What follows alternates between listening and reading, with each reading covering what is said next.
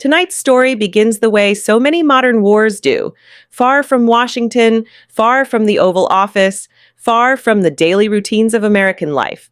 And yet, within hours, it arrives anyway. Not quietly, not indirectly, but with force. It reaches across continents and places its hand squarely on the shoulder of the United States. It starts with a missile strike inside Ukraine, but it does not stay in Ukraine. Within 48 hours, this single strike detonates politically inside the White House, reverberates through the Pentagon, and lands squarely on the president's desk. It forces Washington to confront a question that has hovered over this war from the very first day. A question Russia has been waiting for the right moment to press. How far is the United States actually willing to go when Moscow says stop or else? Here is what we know. Ukraine carried out a high-profile, carefully targeted strike against Russian military forces operating in occupied territory. This was not a routine exchange of artillery fire along a muddy trench line in eastern Ukraine. This was not a minor tactical skirmish that could be dismissed, blurred, or buried under propaganda. This strike hit infrastructure Russia depends on, assets Moscow has been treating as a sanctuary for its war machine. Air bases, supply depots, command facilities, sites that help feed the missile and drone campaign against Ukrainian cities. And crucially, this territory, whether Crimea or other occupied regions, is claimed by Russia as its own, even as the international community recognizes it as illegally seized land. According to Russian officials, the strike was carried out using Western-supplied long-range weapons, systems approved by Washington itself. Weapons designed to reach exactly the kind of targets Moscow believed were safely beyond Ukraine's reach. That assumption has now been shattered, and Moscow did not respond quietly. Instead, the Kremlin chose something very deliberate and very public. Russian officials summoned the United States ambassador in Moscow. Cameras were positioned. The choreography was unmistakable. This was not routine diplomacy. This was escalation, performed for a global audience. Russia issued what it called a harsh warning to the United States. The message was blunt. If American-made weapons are used to strike what Russia calls its own territory, then Washington is directly responsible for the damage, even and for the deaths. The language itself is not new, but the tone, the timing, and the theatrics are. A formal diplomatic summons is not an empty gesture. It is the last rung on the ladder before expulsions, severed channels, or worse. Moscow was signaling that this moment mattered, that this was not just about Ukraine, but about redefining who this war is really between. Because Russia's objective here is precise. They are trying to detach the United States from Ukraine, to rewrite the story from Ukraine defending itself to America attacking Russia by proxy. Once that shift is made, Moscow can justify retaliation, cyber operations, sabotage, hybrid attacks, not as part of the Ukraine war, but as a broader confrontation with the West. This is information warfare wrapped tightly around a battlefield event. And Washington understood that immediately. Washington did not pretend this didn't happen. The moment Russia issued its warning, the U.S. national security apparatus shifted gears, quietly, urgently, and with zero margin for miscalculation. Inside the administration, secure video conferences lit up almost immediately. The White House, the Pentagon, the State Department, U.S. military commanders stationed across Europe. This was not a press cycle reaction. This was crisis management. Intelligence briefers began with the basics. But the basics here carry enormous weight. What exactly was hit? What type of missile was used? Was there any U.S. personnel anywhere near the strike location? Did Russia's public claims align with satellite imagery, signals intelligence, and independent verification? And then came the most dangerous question of all. The one that always follows an escalation like this. Is this just rhetoric? Or is Russia pairing words with action? Analysts scanned for signs that Moscow was preparing a second move. Troop shifts, missile redeployments, cyber probing, anything that would suggest the warning was not simply diplomatic theater, but a prelude. At the same time, the State Department faced a choice that would shape the next phase of the war's political narrative. Do you downplay Russia's threat, or do you answer it directly? The decision, judging by the language Washington ultimately chose, was to respond head-on, but with discipline. The U.S. message was firm, calibrated, and unmistakable. Yes, the United States provides Ukraine with the means to defend itself. Yes, Ukraine has the right to strike legitimate military targets being used to kill its civilians.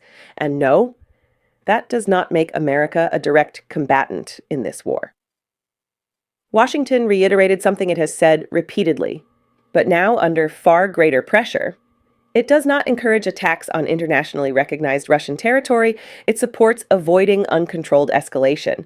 And it emphasized again that Russia is the one violating international law by occupying Ukrainian land and launching missile and drone attacks on cities, power grids, and apartment buildings. But behind the scenes, the harder work was only beginning. Because a warning like this doesn't just trigger public statements, it forces private conversations with allies and with Ukraine itself. If Russia is now openly threatening consequences over the use of Western-supplied long-range weapons, then this cuts straight to the heart of the coalition's strategy, not just for this year, but for 2025 and beyond. Ukraine's survival depends on removing Russia's sanctuary, those airfields, those depots, those command posts sitting safely behind the front lines, launching missiles, drones, and bombs into Ukrainian cities. You cannot meaningfully defend yourself if you are forced to fight with one hand tied behind your back.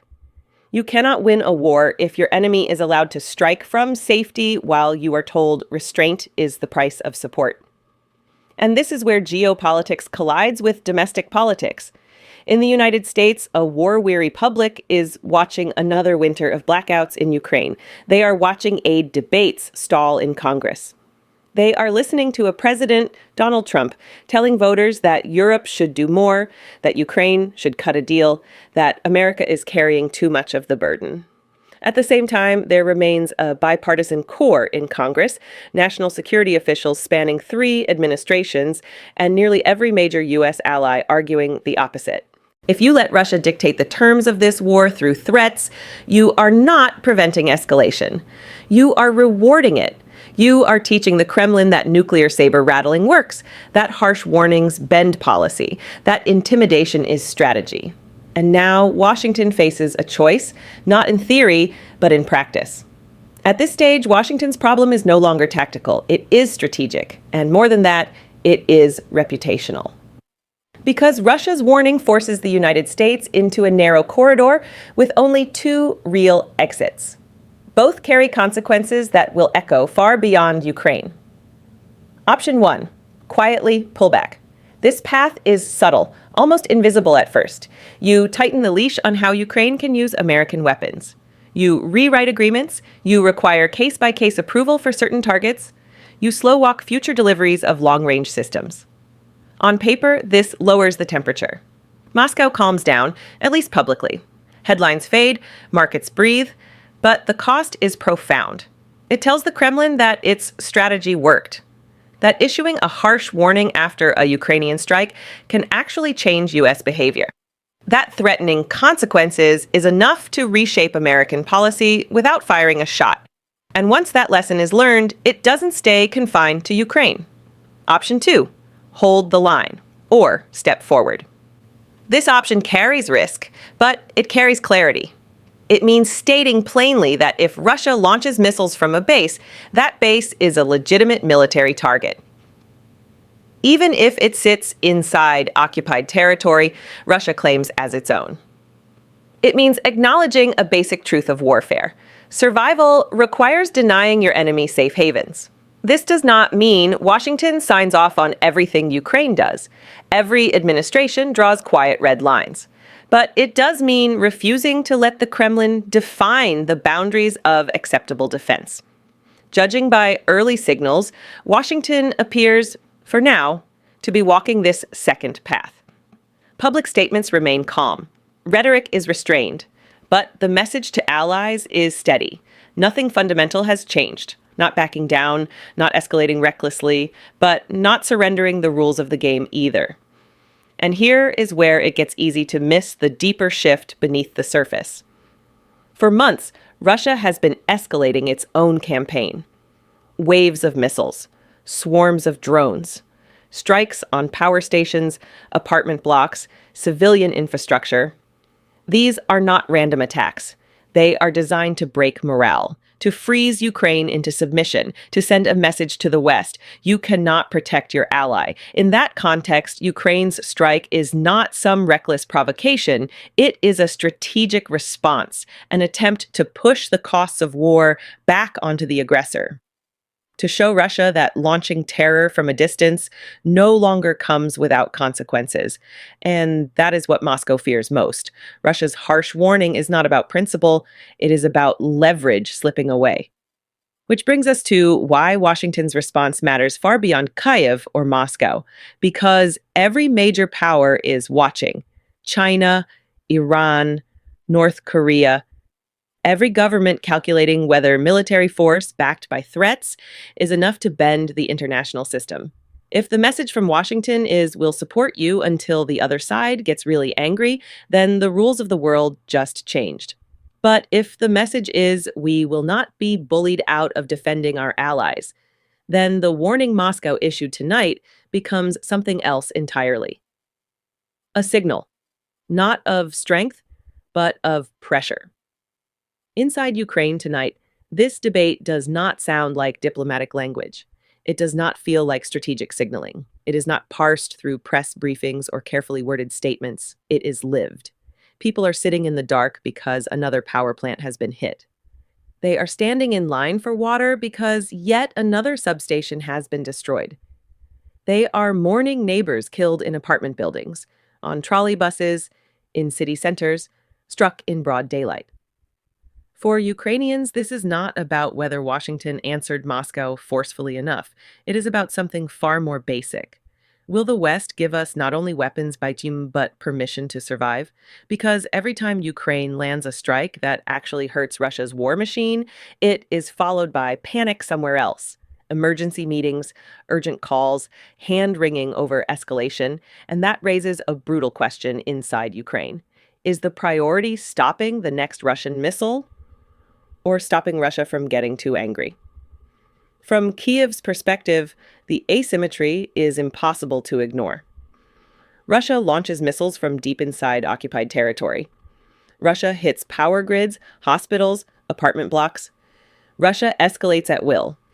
Ukraine responds, once with a strike on a legitimate military target, and suddenly the conversation shifts to restraint. This is why the moment matters. When Russia says it is being attacked by the West, it is not making a legal argument. It is constructing a narrative, one that flips aggression into victimhood, one that reframes invasion as self-defense. And Washington's response will determine whether that narrative takes hold. If the United States stays steady, backing Ukraine's right to defend itself, coordinating with allies, keeping rhetoric calm but firm, then Russia's harsh warning will eventually be seen for what it is. A sign that Ukraine, with Western support, is finally reaching deep enough into the war machine to make Moscow uncomfortable. But if Washington flinches, if aid is quietly narrowed, deliveries delayed, rules tightened every time the Kremlin raises its voice, then this moment will be remembered very differently. As the night Russia learned that threatening consequences was enough to bend American policy. This is not just about Ukraine and Russia. It is about every country watching from the sidelines, calculating what happens when you face a nuclear-armed bully. It is about whether the rules that supposedly govern international behavior still have weight, or whether they collapse under pressure. And that leads us to the final test in this story. Not a test of who can shout the loudest, but a test of whether the United States and its allies actually believe the principles they say this war is about. When we say Russia sends a harsh warning to the United States after a Ukrainian strike, what we are really describing is a test. Not a test of volume, not a test of rhetoric, but a test of belief. If the United States truly believes that borders cannot be changed by force, then it must accept the consequences of helping a country resist that force, including the anger of the aggressor. If the United States truly believes civilians should not be targeted, then it must accept that striking the bases and airfields launching those attacks is legitimate self-defense. And if the United States truly believes smaller nations should not be left alone to face nuclear-armed bullies, then it must accept an unavoidable reality. Nuclear-armed bullies issue threats when they feel their leverage slipping away. Tonight, Moscow has done what it so often does. It has tried to change the story, from Russia launched another missile attack to Russia is being attacked by the West. That reframing is not accidental. It is survival strategy, political, psychological, and strategic. And whether it succeeds depends less on Moscow's words than on Washington's response. If the United States remains steady, if it continues backing Ukraine's right to defend itself, coordinating with allies, and refusing to let intimidation set policy, then Russia's harsh warning will look, in hindsight, like something else entirely. A signal that the strategy of helping Ukraine reach deeper into the machinery of aggression is working. But if Washington hesitates, if aid is narrowed, delayed, or quietly conditioned every time Moscow raises its voice, then this moment will be remembered very differently. As the night Russia learned that threatening consequences was enough to bend American power. The stakes here are not one missile, not one airbase, not even one war. They are about whether armed aggression, once launched, can be managed through threats alone. Tonight, Washington's answer is still forming, but the world is already watching. And history will remember not what Russia said, but what the United States did next.